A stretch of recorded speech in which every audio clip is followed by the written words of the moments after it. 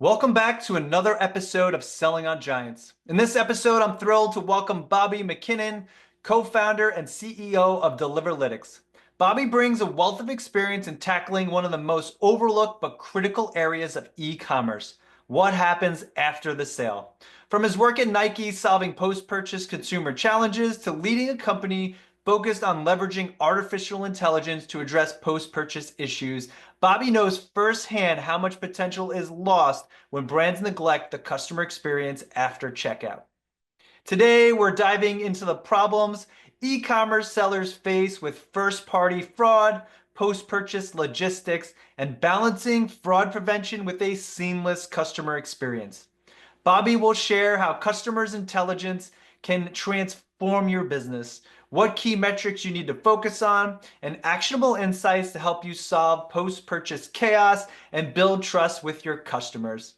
Let's get into it. In my conversation with Bobby, we uncovered several actionable insights for e-commerce sellers looking to improve post-purchase experiences and profitability. First, prioritize the customer experience while managing fraud. Bobby emphasized that fraud prevention shouldn't compromise customer satisfaction. Brands should default to trusting good customers, using data to identify risk without creating a one-size-fits-all policy that punishes everyone. A proactive, customer-first approach builds loyalty and encourages repeat businesses. Next, understanding first-party fraud and its impact. Unlike third-party fraud, where someone impersonates a customer, first-party fraud occurs when legitimate customers misuse return or delivery systems.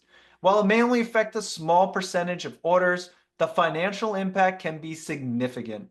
Tools that detect patterns like frequent claims or mismatched shipping details can help mitigate these losses. Next, we discussed leveraging customer intelligence to drive loyalty. Bobby highlighted the importance of moving beyond traditional customer segmentation to a more granular understanding of individual behaviors.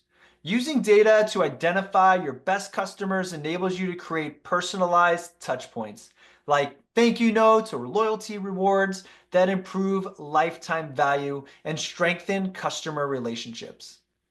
Next, we talked about optimizing operations for profitability. Operational efficiency plays a critical role in e-commerce success. Bobby shares how small improvements like adjusting return policy for high-risk customers or automating workflows for late shipments can significantly impact margins. These backend optimizations are often overlooked, but are crucial for sustaining growth. And last but not least, stand out with authenticity. In an increasing commoditized e-commerce landscape, authenticity is a key differentiator. Personalized experiences such as acknowledging first-time buyers with handwritten notes or tailored discounts help brands foster trust and loyalty. Bobby predicts that brands who focus on creating authentic, humanized experiences will have a competitive edge in the future. These insights only scratch the surface of Bobby's expertise. Let's dive into the full interview to explore how Deliverlitics is transforming post-purchase experiences for e-commerce sellers and helping them thrive. Hey, Bobby, welcome to the show. Thank you so much for joining us on Selling on Giants. I'm super excited to have you here. Yeah, it's nice to be here, man. Thanks for having me. Beautiful. Awesome, awesome. So before we dive into the main topic, which is balancing fraud protection and customer experience in e-commerce, I'd love to get to know you a little bit better. So you have an impressive journey so far from logistics officer in the U.S. Army, which is crazy impressive, to working on Nike's post-purchase e-commerce team, and now you're leading Deliverlitics. How did these diverse experiences shape your expertise in solving post-purchase challenges for e-commerce sellers? Yeah, so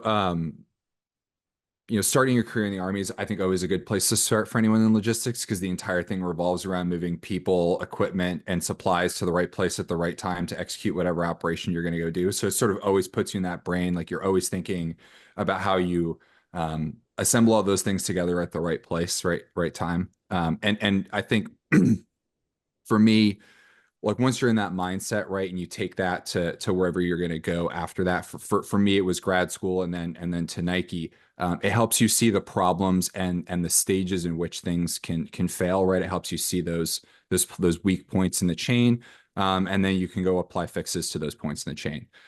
So, I think the Army did a great job of teaching me how to think about some of these problems. And then, you go to Nike or a place where everything's, functioning pretty well, and you get the opportunity to see where the chain is rusted, so to speak, and where you can try to go fix it. Um, I had never thought about post purchase at all before working at Nike. I never even really considered it, to be honest with you, other than kind of passively as a consumer.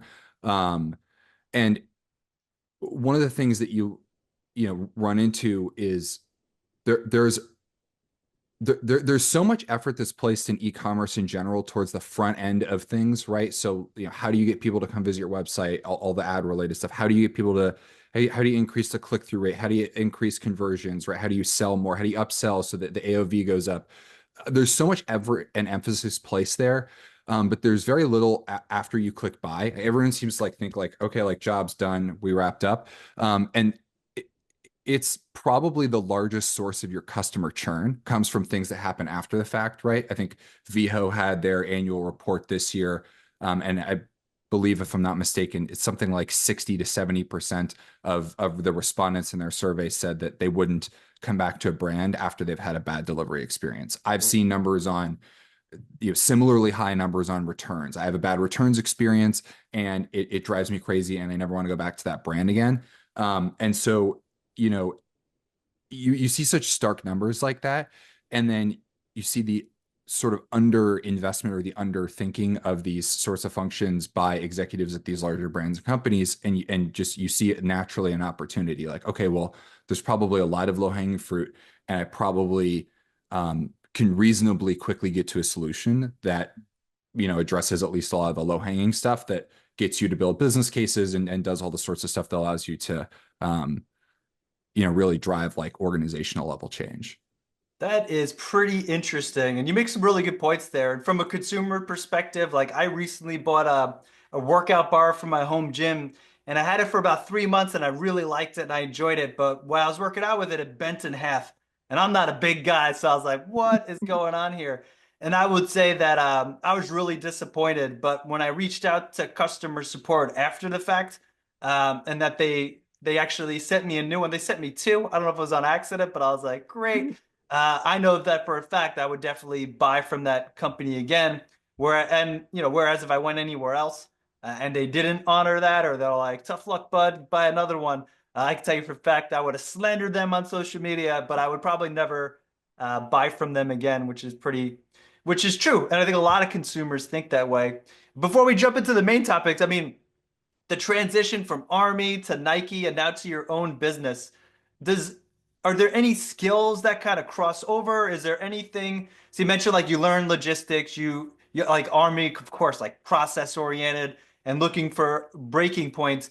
But is there anything that stands out fundamentally from either a leadership perspective, good mentoring, or just how those businesses are run that has helped you as a leader, as somebody who's now running your own company and serving sellers and helping them with their needs? Yeah, absolutely. I mean, the Army is like the greatest leadership school on the planet, right? Everything's so people oriented. I mean, I was 22, 23 years old and immediately had 35 people reporting to me. That's a Wow. crazy amount of responsibility, like right off the rip. And so, I think what it teaches you more than anything is that it's all about people and it's all about Mm, relationships. And I think especially when you go to launch your own business and you're heavily reliant on the people the people mm, you're able to meet and connect with, your ability to talk to somebody like a normal person, have understand the things that drive them, their motivations, their pain points, like all of that is hyper essential to the success of any startup.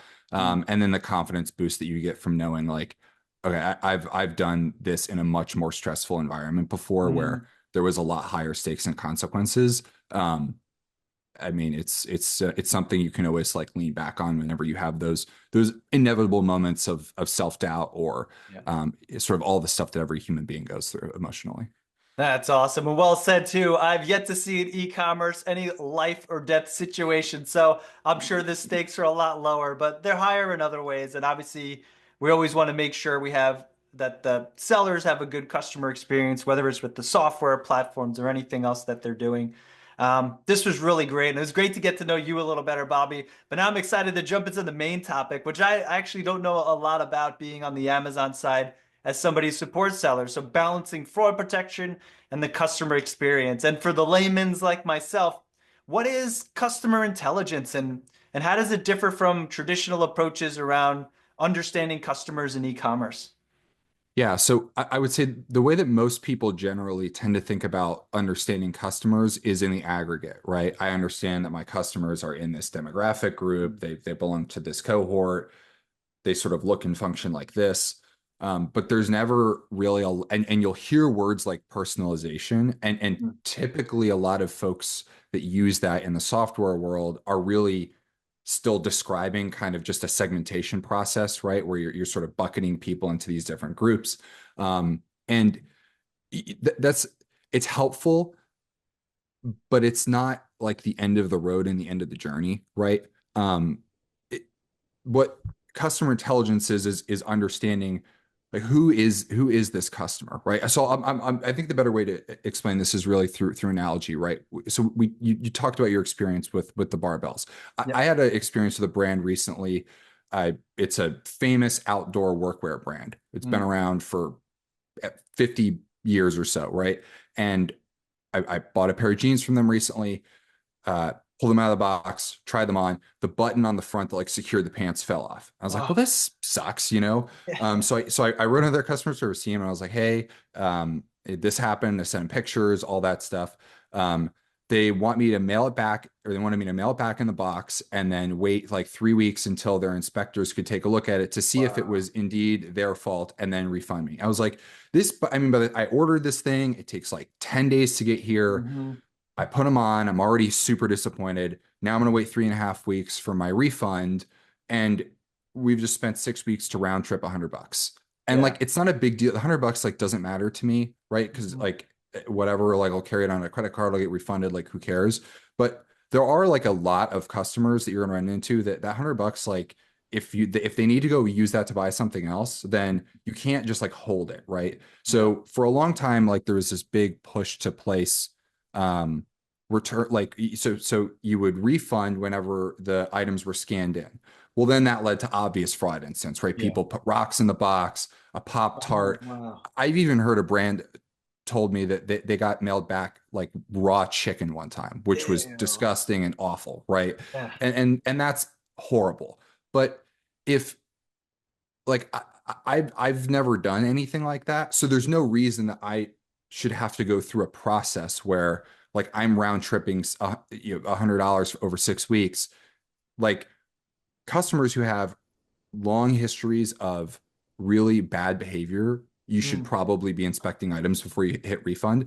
Mhm. For like the 99% of everybody else, it doesn't make any sense because you're driving you're going to drive your customers crazy, right? Yeah. And that's what customer intelligence is looking at this and saying like, okay, well, we can do this at scale and understand like, who's a bad customer to send something to, where are bad areas to send things to, where there's high rates of porch piracy where things get stolen all the Yeah. time, right? Those packages should be diverted if they're of the appropriate like size and scale to pick up boxes and Walgreens locations, or like whoever you have in this network of places where you can distribute that way. And it's just about doing things in a more thoughtful, intelligent way that isn't like painting everything with this big, broad brush Yeah. where you're responding to your worst customers. They're causing like Mhm. 100% of your problems Yeah. and making everybody, sort of collectively suffer as a result. Yeah, that's really good. So two things. A, that definitely damages the customer experience, and I'm assuming it's gonna, stop you from making future purchases. And that's like the thing I kept thinking of as you were giving that great analogy. It's like, what percent of customers actually do that? Because we deal with returns on Amazon's for the brands that we represent, and generally, like if it's under 5% cost of doing business, some categories are a little higher.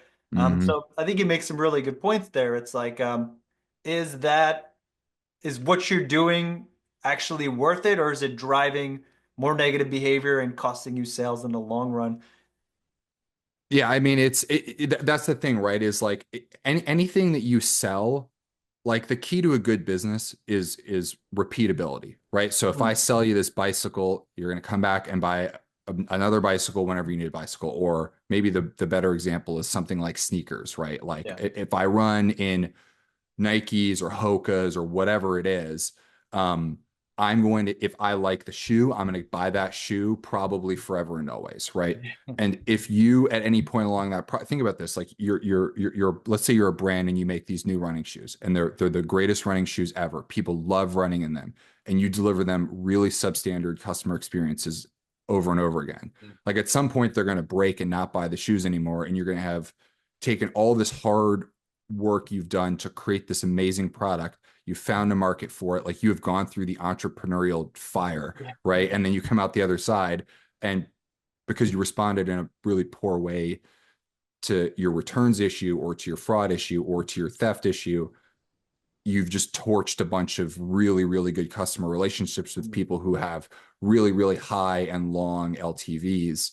To me, that's just like never made sense.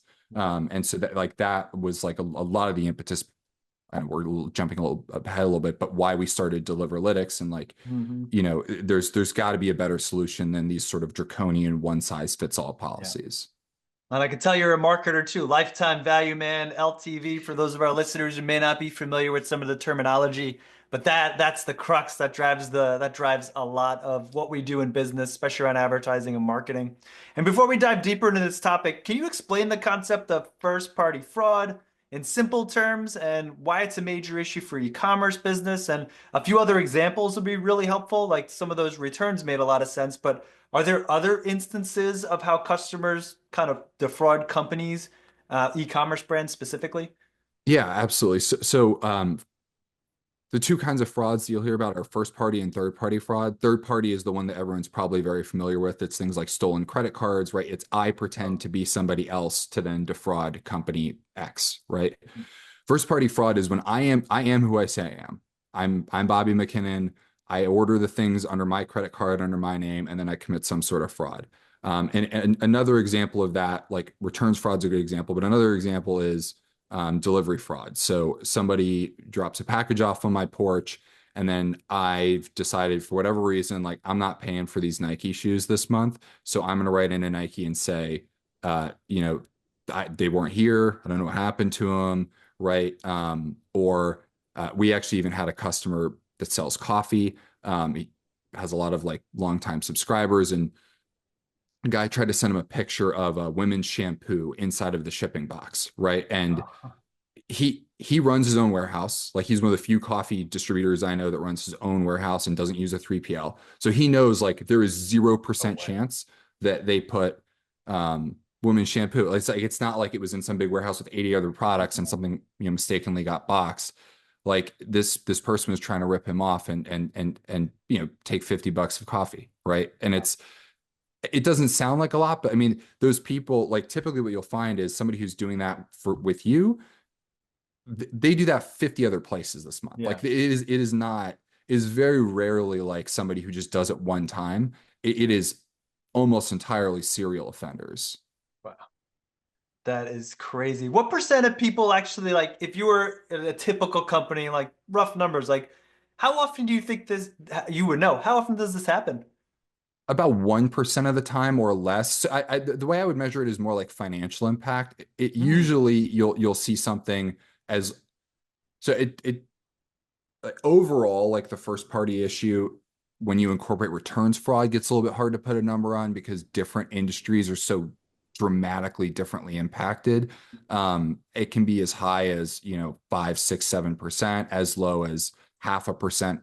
If you're under 0.5%, you're doing really, really well. Like you Okay. have done a really amazing job at vetting. You've done a really good job with security and fraud controls. If you're over that, there's a lot of room to improve. That's interesting. So a couple of scenarios. So if I'm a small business e-commerce seller, a lot of brands, maybe they have a DDC website, they're selling on Amazon and Walmart. they're doing a couple $1 million a year, very comfortable living. How do you even go about detecting this? Like how would you know as somebody who's like running their business and dealing with marketing and advertising and logistics and all that other stuff? Like what are some of the red flags that if I'm an owner and I'm seeing these returns or my customer service reps are communicating with me and I'm like, oh, that's like what are some indicators that may be yellow and red flags?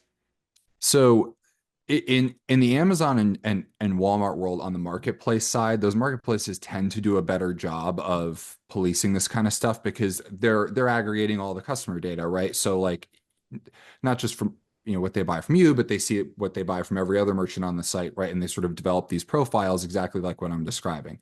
If you're out in the D2C world, you don't have that. Yeah. It doesn't exist for you, right? So like the first place you should start, let's just take Shopify as an example. Shopify does a really good job on the credit fraud piece. Whenever customers go through Shop Pay, there's a lot that you're protected from as a brand owner. So like a lot of our customers will onboard Shop Pay. They'll encourage its use among their customer base.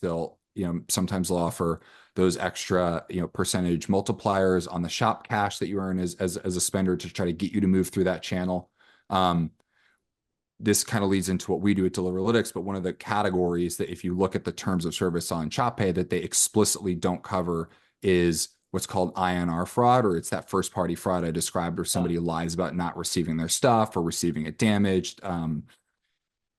So, like if you're experiencing those kinds of problems, that's where we can help you. But generally speaking, like they're very, very good at identifying a lot of different types of fraud. And so setting up using the Shopify Flow app to set up automations around how you deal with the high and the medium risk customers is always something that we see a lot of our successful customers using. And it's sort of part of what you get is your Shopify subscription. that's That's usually interesting. a good place to start. Are there um are there specific categories that are more vulnerable to this type of behavior, or is it kind of across the board? Yeah, the one that everyone's going to think of immediately is consumer electronics, and it's Oh, really? definitely like, I mean, we see a lot of our of problems in consumer electronics. The other one is um, baby stuff like strollers Baby and stuff. like yeah, Really? durable. Yeah, actually, a fair amount of our customers are folks that sell strollers, carriers like those Bjorn things that you wear Yeah. your baby on your chest, backpacks. These things are multiple hundreds of dollars. Yeah, they're expensive. Um, everybody poor and rich has kids. Yeah. So, it's like, I mean, so there's a mass, the way it's funny.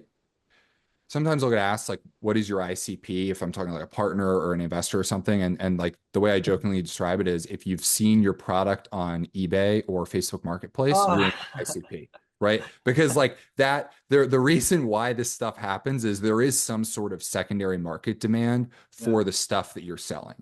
So if you happen to know that your stuff is all over secondary markets, then you're definitely you're in our ICP. That's so funny. So when things used to fall off the back of the truck, I guess that truck has completely new context. We're dropping it off at their front door. That's so funny. Yep, absolutely.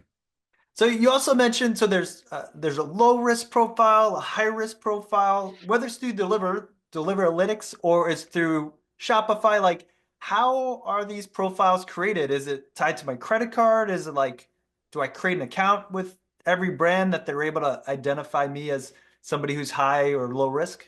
So I don't want to be like the expert on how Shopify does it, but Shopify provides you with like all these flags in there that says like Oh, we flagged it for X risk because of Y reason. Like one you'll commonly see is billing and zip code, billing and zips, or excuse me, billing and shipping addresses not matching is like one flag, which could be you just sending a gift to somebody, right? So maybe if there's like one flag like that, okay. But if there's that, plus the IP address is coming from somewhere sketchy or they're using a VPN and so you start to like assemble these different building blocks of oh, things, and interesting. that's how Shopify sort of gets to its riskiness. For us, we're looking at factors like, how many claims have been made in this area in the last month, year, 2 years. We're looking at seasonality trends. Do claims for, you know, um, we have a customer that's sort of is a competitor to like Yeti coolers, right? Oh, So for cool. him, we're his risk profile dramatically increases in late April, early May, early Yeah. June, because now it's summer. A lot more Yeah. people are going to be so right. So it's like his high buying season is also his high risk season. Makes sense. So we incorporate seasonality into our models. We incorporate product type, like I said, depends on what the product is. It faces different levels of risk. Mm. Um, Even things like brand can get into like levels of riskiness or brand adjacency. Actually, literally I have a toddler daughter, and she had a pair of shoes delivered today from Nike, and the box was opened on our porch. Oh Like no. somebody had, like the driver, I don't know, somebody had tried to open it to see Just if check there it was out. anything worth Is it my stealing because size? Let me it was a see. Nike box.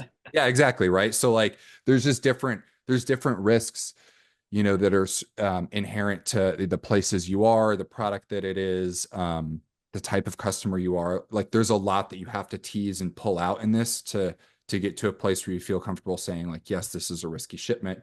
No, it's not. If it is a risky shipment, what do you want to do about it? Do you want to make that item a signature required delivery? Like I'm, I've Oh. seen this. There's an article floating around right now about AT&T phones. I think it was written by the New York Times or Wall Street Journal, one of those two, wrote about AT&T phones going missing all over the place. And what I don't really quite understand about that is it's an extremely expensive item that should be fairly high margin. So I don't know why they're not requiring more signature Yeah. requirements or like lockbox or drop off Mm. requirements, because to me that seems like the item is worth enough and that there's a huge target on those types of things. Mhm. Like I just would probably you know place a little bit more emphasis on the security of those things than I would like a pair of socks or something, right? Like, Yeah. Yeah. and that's all the Definitely. stuff that we try to do to help our merchants understand, like, okay, what is your risk profile? What are Mhm. the right steps for you? Um, you know, um, those sorts of decisions. That's pretty interesting. And so when we started this conversation, you and I both had experiences where you had a negative experience with a big brand. I had a good Mhm. experience with the brand that I had the negative experience with the actual product. How do you balance that as a merchant, or how do you recommend your brands that you represent in this ecosystem balance like a good customer experience versus like knowing when to crack down based on those risk profiles? Is there anything you could share with our listeners so that they're not, it's not all doom and gloom, but there is a fair balance so that the brand experience can kind of shine through for those customers who occasionally get bad products. The defective products are inevitable in e-commerce. Things get damaged. They go missing. I've had packages that were delivered and they just were literally not there. Yep. So, So yeah, so I would say default to providing a good customer experience. Like your mm, default answer should be that I believe you, right? mm, The issue is if um, you have no data, you have no intelligence, you have nothing to go off of, it's hard to take that position. It's very uncomfortable to sit in that seat, right? mm, To say, yeah, like we're going to send you another barbell. Sorry about that. That's a really, really difficult thing to swallow as a brand owner, mm, or CX operator or whatever your role is, right? And but it should be the one that you're operating under. And so the way that you gain that level of comfort is through data, through insights, through understanding who these customers are, so that like, okay, Will's a great customer. He has this extremely strong history of being a really good customer, not just with us, other people. And so like we should be trying to satisfy them, right? Because to your point, like you are now likely to go back to that brand. mhm. Now they don't have to spend whatever their CAC is to reacquire you or go reacquire somebody else, right? Like that makes scaling your brand incredibly difficult to do profitably. Yeah. So defaulting to that really good customer experience so that you can scale the brand profitably is like, I mean, that's what we tell our customers to do, right? And then you trust us to do a lot of the heavy lifting on figuring out um, where are the instances where you shouldn't be. Um, That's you well know, said. And I love that too. And customer experience is everything. And for our listeners, CAC, cost per acquisition, or cost for a new customer, essentially, for those who aren't aware of all the acronyms. And that's really important because you can tie it in lifetime value as well. So it may cost me $30 to acquire a customer, but I know the average customer lifetime value is for purchases at $200 and then it's worth it. So a lot of these marketing terminologies I'm just going to be defining for our listeners who may not be marketing savvy, but maybe in the logistics world. And really good points, Bobby. I'm liking how this conversation's going. From your perspective, how does first-party fraud impact profitability? And what are some strategies that sellers could implement to mitigate some of these losses? Yeah, so like I mentioned earlier, you have this really small percentage of your customer base that commits most of these offenses, but they commit them in like very outsized percentages. So typically what we'll find is, let's say you have a customer that onboards, 0.5% of their population is committing these types of frauds. They're usually responsible for more than 0.5% of Wow. the revenue losses. It's usually something closer to 1.5% of Mhm. revenue, which is an insane amount, right? Yeah. So I mean, obviously, like the first thing that you can do is cut down on that, and it will dramatically help improve your profitability. Hmm. Um, the other thing is, there's really, really good strategies, especially in the returns world, around um, inspecting items before you issue um, the you know the Return. payment back to Mhm. the individual. I think those need to be strategically placed. Like I said, you can't, if you carte blanche that, it's a bad experience for really, really good customers. You're going to lose people. So you shouldn't carte blanche it. But the really simple first step, if you're not going to be willing to pay for some sort of software product to help you decide where to pick your battles, then like a good general rule of thumb is, like, a first time customer, you probably wait to refund until you've Oh, interesting. inspected. Somebody who's purchased maybe 3, 4, 5 times from you and Mhm. hasn't had any issues, like, I don't know why you would make I don't know why you want to inspect the item. Like, it's Mhm. much more likely that, you know, it just didn't fit them this time. I don't know. Maybe the stitching Yeah. was busted. Like, things happen, to your point, right?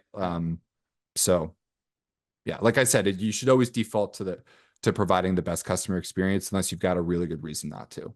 That's awesome. So before I jump in, I want to talk about Deliverlitics and how you guys do business. And you've given us some really good advice for people who may not be considering software, but things to be aware of, especially for sellers just starting out on Shopify and their own D2C journey. Is there anything I didn't ask or anything else you'd like to share that a seller or merchant should be aware of as they're maybe analyzing some of their returns and some of their customer records to understand that experience and to figure out, am I being defrauded? Is how much money is this costing me? Yeah. So one of the things that we bumped into, I'll be honest, I did not expect this, is that most people don't know how much this stuff is costing them. So we actually ended up making a a dashboard that will populate all your losses into, and then categorize them, and then tag all of, like, basically your entirety of your customer data set in the first week that you onboard with us. And we cover that in the free trial period. So if you don't have any issues, you just uninstall, go your separate ways, like no harm, no foul. And we had to do that because most people they had no idea. And then we'd onboard somebody who, you know, they weren't really sure if they had a problem. And then we find out it's like, dude, you're losing 2% of revenue to this Wow. issue. Like, that's insane. Yeah, I don't know. Yeah. I don't know, you missed that before, but we'll definitely help you wrangle it back under control. I think, you know, probably working with your CX teams, like, they'll know a lot of this stuff. They may not bring it up in a lot of meetings, or they may not be flagging it or putting it in a dashboard anywhere for you, but they definitely are the ones who are close to the problems and sort of understand what's happening. Mm. Um, so I think starting there is like a really good place to start your analysis. That's pretty solid. And one more, another acronym, CX, customer experience, your customer service team for those who may not be aware of all the acronyms for Sorry, throwing former around. former former military officer. I can't stop using acronyms. It's kind of Uh, a It's all good. I horrible live in the Amazon world. guilty All we do pleasure. is acronyms. So this is awesome. And one thing I want to highlight that you're making clear, Bobby, is like on the front end advertising and stuff, like it's pretty clear your cost per acquisition and all that other fun stuff. But what's typically neglected and what I find is operational efficiency. A percent here, a 0.5% there. All these add up and contribute to profitability. So software like Deliverlitics, being aware of customer fraud and the customer journey. These are all small pieces that, when put together, can add up to a sizable portion of your profitability, Hmm. which is why we're having this conversation today. And I just want to highlight the importance of being aware of this and understanding where operational efficiency comes. Advertising's fun, marketing's fun, we spend money, but at the end of the day, like, operational efficiency is where it can make and break a business for sure. Yeah, especially if you're a bootstrapper, right? Yeah. Like you don't have necessarily the cushion to absorb bad blows like that.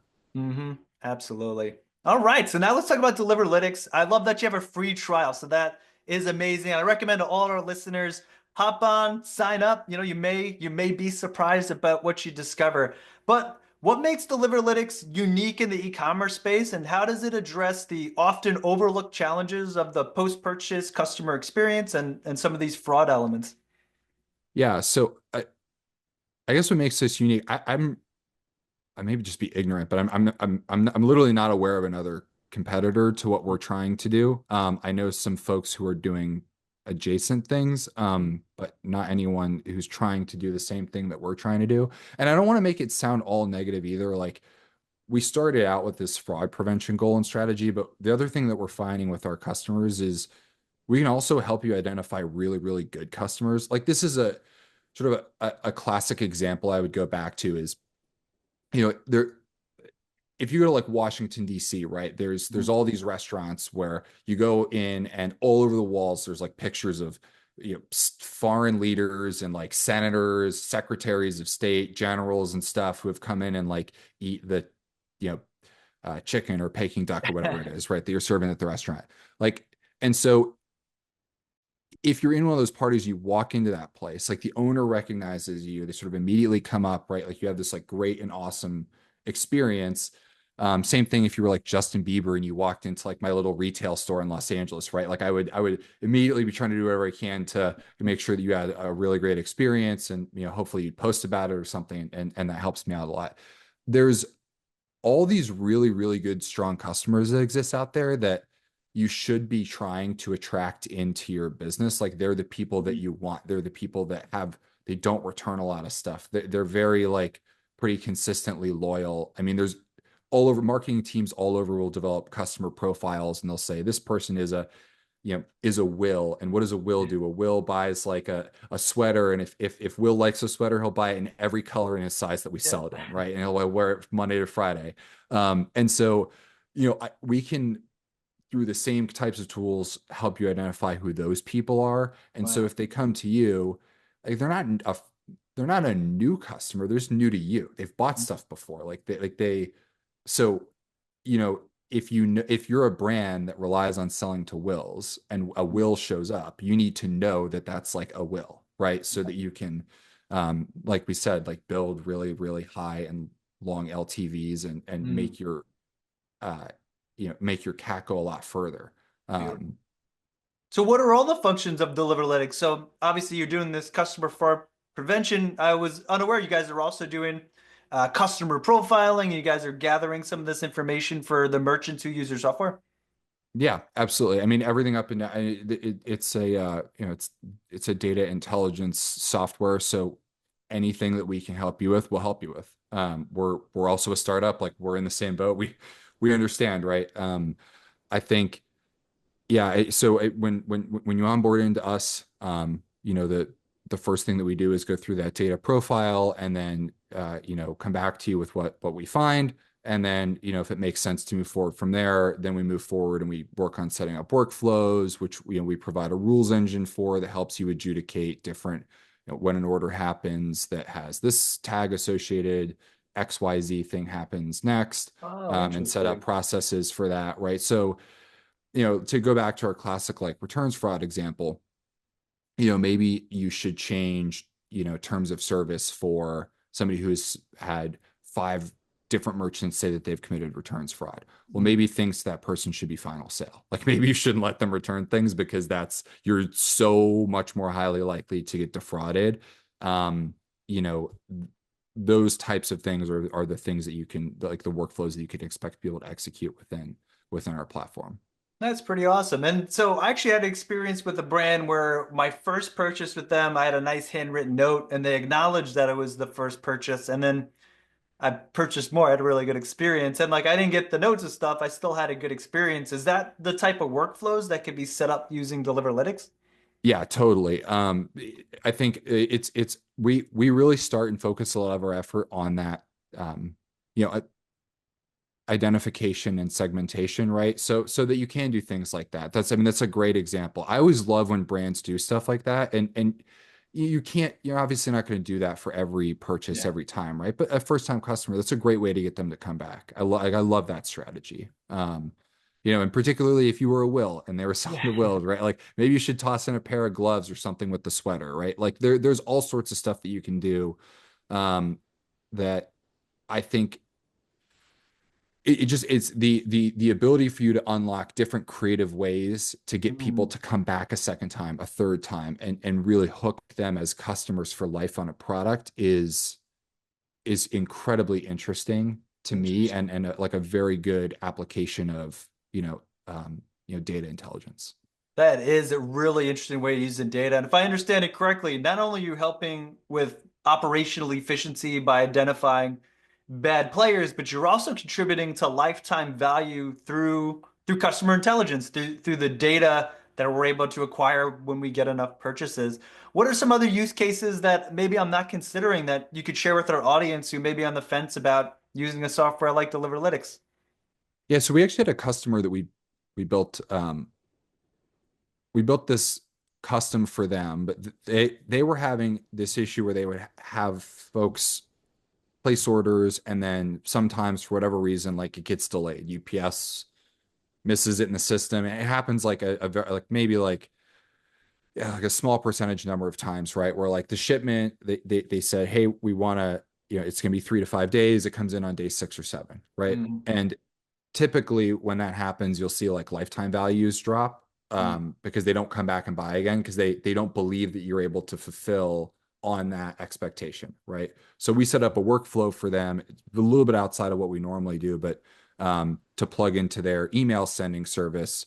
I think it was Klaviyo, and punch out like a discount coupon saying like, hey, our bad, like this isn't what you should expect from us moving forward as a brand. So like here's a discount code. It expires in 30 days or whatever. You can come back and use it again when you need to re-up. It's for an energy drink company. mm. And that like has helped them a ton reclaim these people that Wow. ordinarily they would have just churned off. So there's all sorts of stuff that you're able to do, but you have to have that you have to have that data intelligence and identification before you can move through things like that, because otherwise you're going to get huge discount coupon abuse and people Yeah. are gaming the system, right? It's like the why did 30 minutes or it's free go away in the pizza world, because every you know shithead 16-year-old figured out Yeah. that they could order from a place that was 32 minutes away and get free pizza all the time. It's like stuff like that that makes those challenging. But Yeah. in this day and age, it's all very achievable and very doable. That's really interesting too. And before we jump on to like the next topic, although so it sounds like there's a lot of personalization going on, and that's really big in the marketing world with the AI and everything else. And it sounds like if I'm understanding it, like you're sort of like, while it's not personally to Will, but Will is a first time customer, or Will who got a late or damaged shipment, like you're able to create these personalized touch points with the merchants that kind of use Deliverlitics, understanding what the data is and like what a good experience is.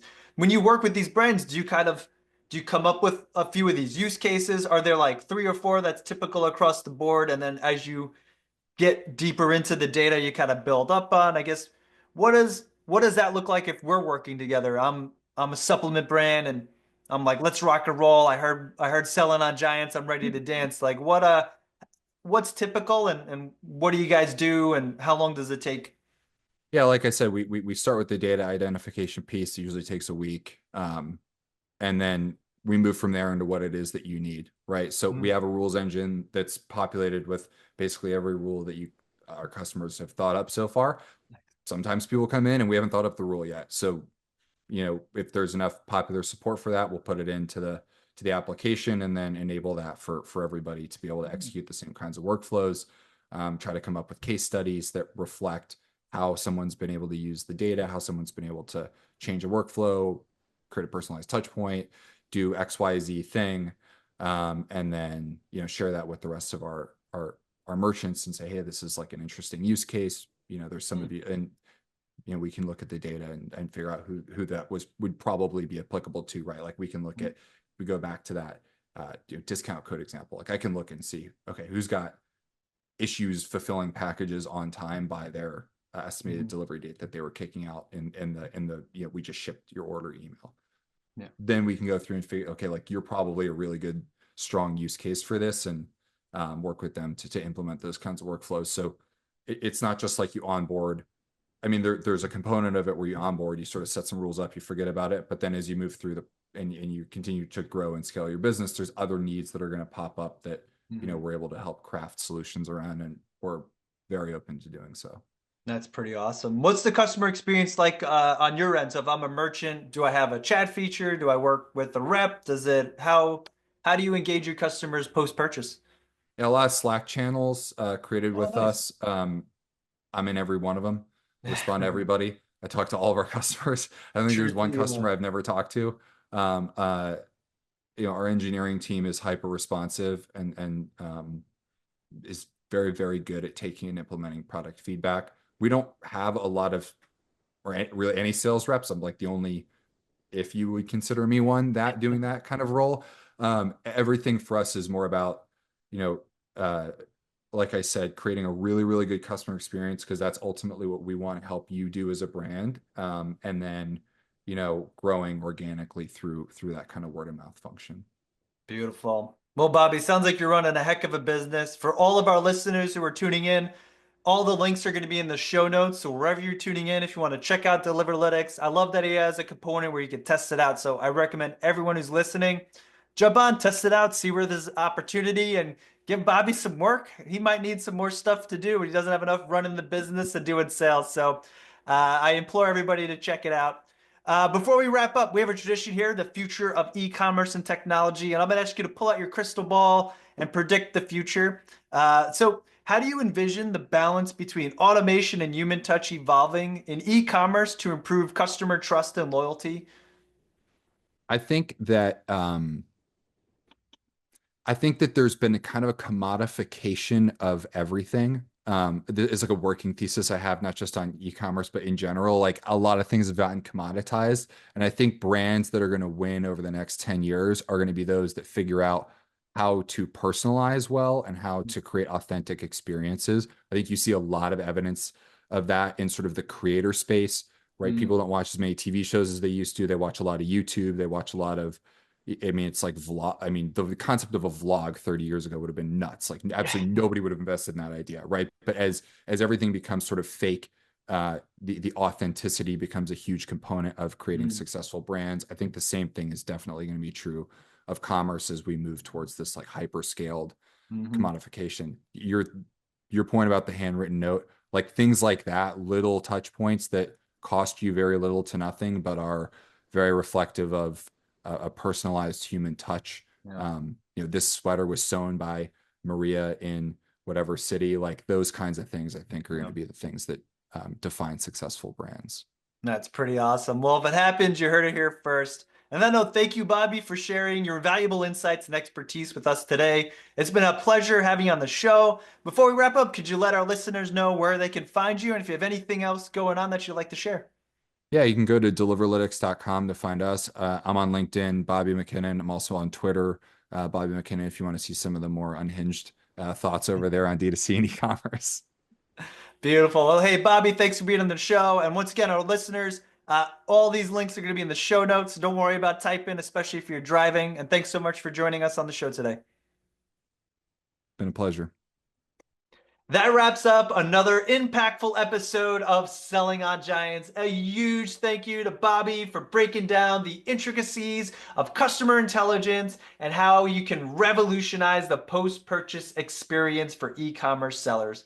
Whether it's tackling first-party fraud, optimizing post-purchase logistics, or building a balanced approach to fraud prevention, Bobby's insights highlight just how crucial it is to invest in the moments after a customer clicks buy.